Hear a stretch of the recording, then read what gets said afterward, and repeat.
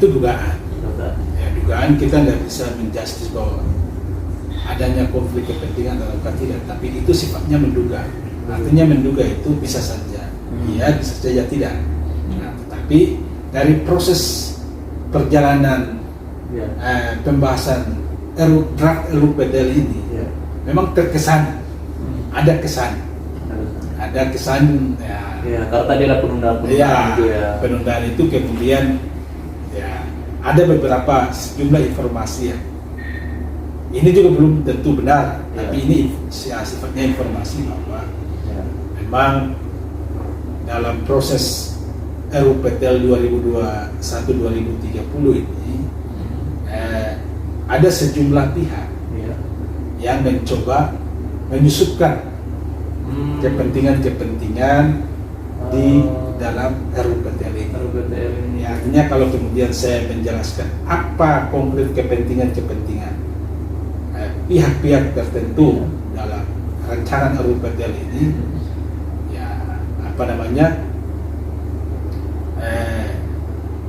Karena ini kaitannya dengan transformasi itu tadi, dari energi fosil ke EBT. Tentunya ini menghadirkan atau bentuk satu kehadiran investasi baru. Cara tadi supaya memberikan peluang investasi baru, maksudnya dengan investor baru lah, dengan melengsarkan tadi ya. Kemudian mencoba melengsarkan investasi yang sudah sebelumnya. Nah, ini kan tidak sehat kalau kemudian ada kompetisi bisnis yang tidak sehat kemudian mempengaruhi regulasi kita dalam soal aturan investasi. Karena kunci daripada investasi itu adalah kepastian. Negara-negara luar ingin menginvestasikan dananya di dalam negeri atau di Indonesia, tentu paling utama adalah soal regulasi, kepastian undang-undang itu yang paling utama. Bagaimana menjamin bahwa para investor itu untuk menanamkan modalnya di dalam negeri terkait dengan proyek-proyek yang berbasis kelistrikan, energi. Nah, ini pemerintah harus menjamin baik yang investasi yang sudah berjalan sebelumnya yang membangun PLTU yang berbasis batu bara, solar itu harus dijamin secara hukum. Negara harus menjamin itu. Baik juga yang akan berinvestasi pada energi baru terbarukan. Untuk RUU PDL 2020. Makanya pemerintah dalam hal ini dengan DPR lagi menggodok undang-undang EBT. Di dalam undang-undang EBT itulah yang kemudian menguraikan secara komprehensif mulai daripada investasi sampai pada tingkat paling akhir adalah soal energi yang terbarukan ini dijual dengan bahasa awamnya harus dijual dengan nilai berapa kira-kira gitu loh. Apakah mungkin ada negara tertentu di luar sana yang kemudian karena mungkin terlalu terburu-buru memanfaatkan EBT ini sampai mungkin memberikan dampak buruk terhadap pengelolaan EBT itu sendiri? Nah sekarang misalnya soal EBT ini kan kembali lagi yang mengkampanyekan soal EBT ini adalah negara-negara Eropa, khususnya negara-negara maju lah seperti Inggris, Paris, ya kan? Negara-negara ini menjadi motivator utama untuk mengkampanyekan transformasi energi. Tetapi perlu kita ingat semua, masyarakat, teman-teman semua perlu tahu bahwa negara-negara Eropa yang tadinya mengkampanyekan energi terbarukan, hari ini mereka mengalami krisis energi. Wah, ini bahaya.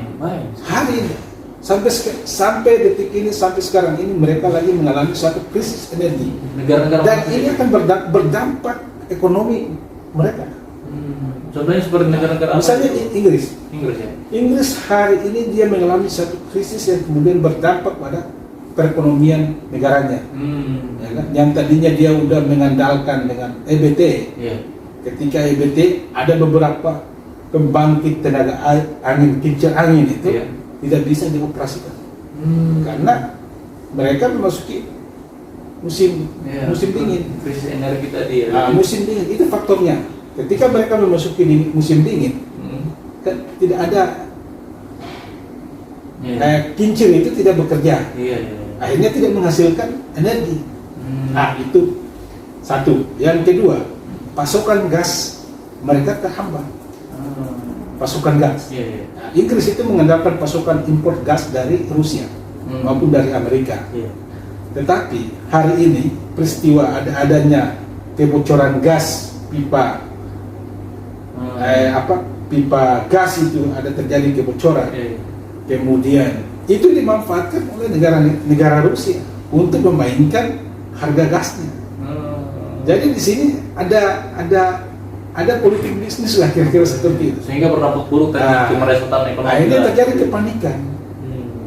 Inggris mengalami kepanikan energi yang pada akhirnya lagi-lagi mereka kembali memfungsikan pembangkit-pembangkit yang berbasis batu bara.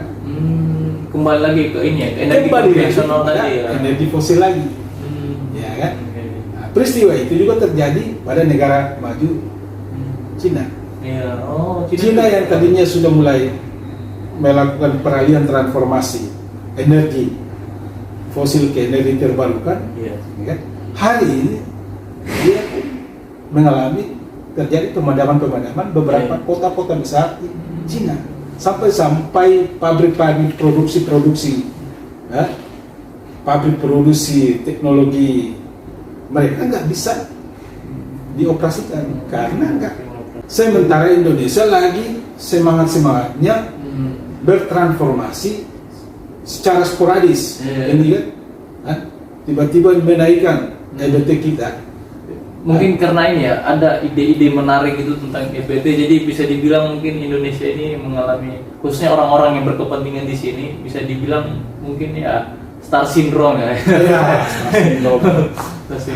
Jadi artinya dengan perjalanan yang kita diskusikan tadi, kita uraikan dari awal sampai akhir soal isu negara-negara Eropa yang mengalami krisis ini tentunya menjadi satu cermin bagi pemerintah kita bahwa kita harus mempersiapkan diri secara matang dalam melakukan transformasi energi.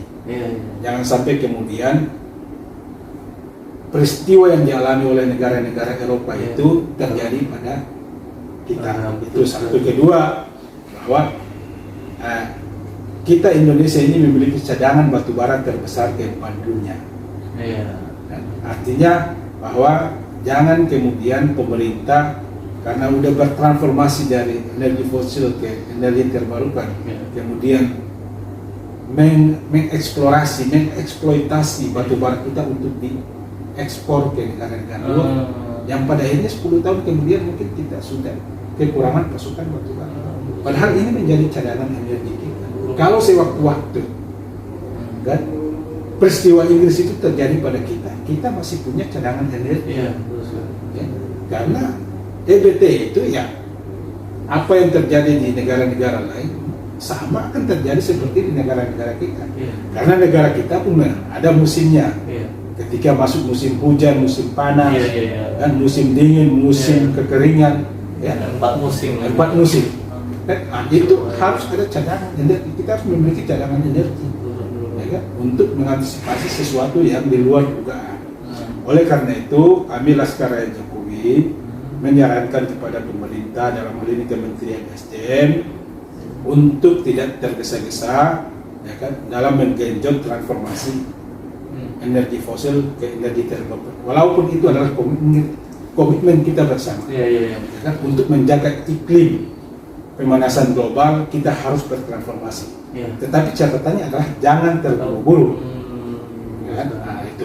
Itu. Mudah-mudahan ada orang dari pemerintah yang juga menonton cara kita hari ini, karena saya pikir poin penting sekali untuk menjadi catatan, bahkan mungkin rekomendasi dalam penyusunan RUPTL. Ini sudah kami merekomendasikan. Sudah juga. Biasa sekali. Jadi ada Laskar Jokowi merekomendasikan 3 isu. Apa saja? Isu pertama soal RUPTL yang kita diskusikan ini. Isu kedua adalah soal keputusan Menteri nomor 13 tahun 2020 tertanggal 10 Januari 2020 itu tentang peralihan bahan bakar minyak solar ke gas. Ini untuk pembangkit yang masih menggunakan bahan bakar solar itu harus dia transformasi ke gas. Nah, itu isu kedua. Kemudian isu ketiga adalah kami mengangkat soal isu sering terjadinya kasus kebakaran.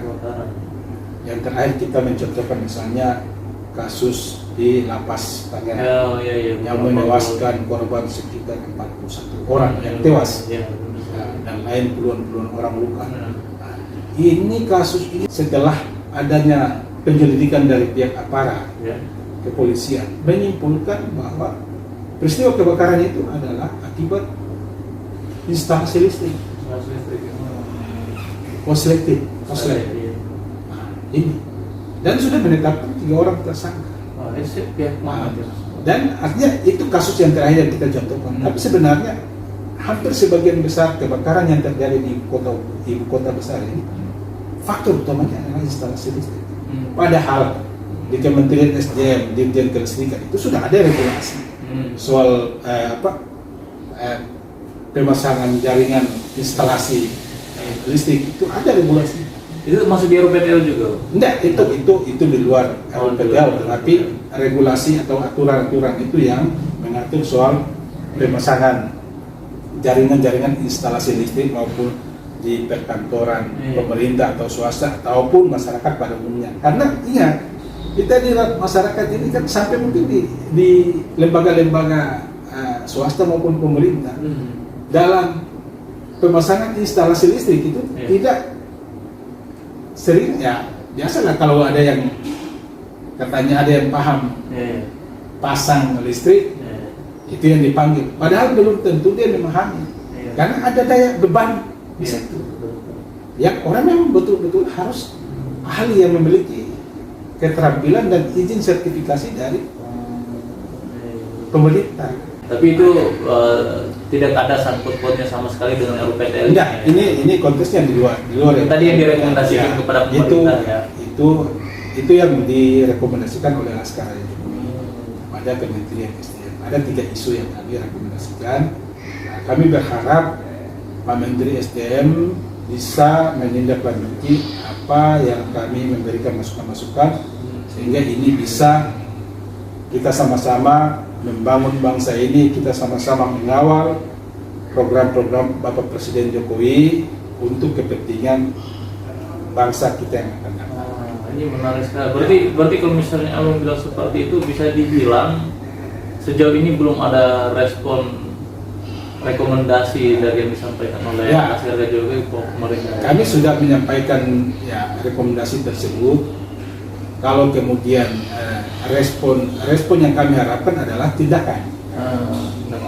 Tindak lanjutnya, bukan jawaban dari surat kami, tidak, tapi tindak lanjut dari 3 isu utama yang kami sampaikan. Kemudian sebagai akhir dari diskusi kita, kami berharap RUPTL 2021-2030 ini kami sudah ditandatangani Pak Menteri. Oh, sudah ditandatangani ya? Berarti tinggal menunggu regulasi dari ini ya? Kalau ketika sudah ditandatangani tinggal ada peraturan payung hukumnya. Payung tinggi lah. Jadi tinggal menunggu peraturan presidennya. Jadi sebelum masuk pada keluarnya Perpres soal RUPTL ini, kami berharap Pak Jokowi mengkaji kembali usulan dari Kementerian SDM ini dan perlu melibatkan para akademisi dan ahli-ahli energi untuk mendiskusikan. Ini kaitannya dengan soal isu-isu terakhir, perkembangan terakhir di negara-negara Eropa. Itu juga harus menjadi satu bahan pertimbangan dalam merumuskan RUPTL 2021-2030 ini, sehingga RUPTL yang dilahirkan oleh Kementerian SDM itu sesuai dengan kebutuhan dan kondisi negara kita. Termasuk mungkin ini ya yang perlu menjadi pertimbangan pemerintah,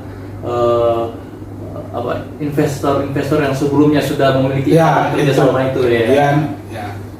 berikutnya soal investasi. Kami berharap ini kita jaga bersama-sama investasi-investasi yang sudah masuk di Indonesia. Yang lebih dulu Ya, baik itu sebelumnya maupun yang akan datang.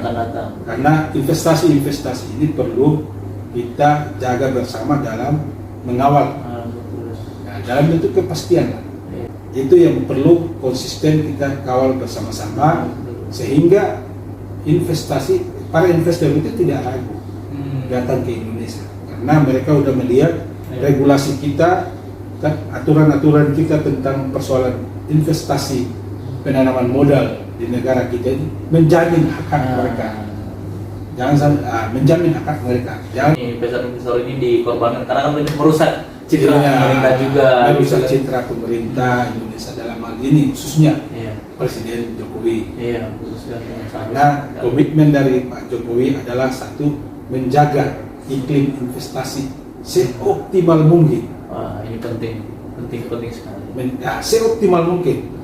Dengan apa? Dengan payung hukum yang jelas, menjamin hak para investor yang masuk ke Indonesia.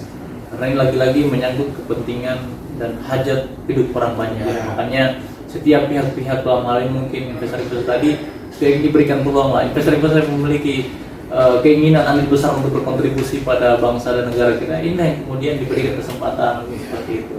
Dalam bentuk penghargaan itu kan regulasi harus kita jaga bersama, kawal bersama untuk melahirkan suatu kepastian. Jadi mungkin ada lagi Bang? Ya udah.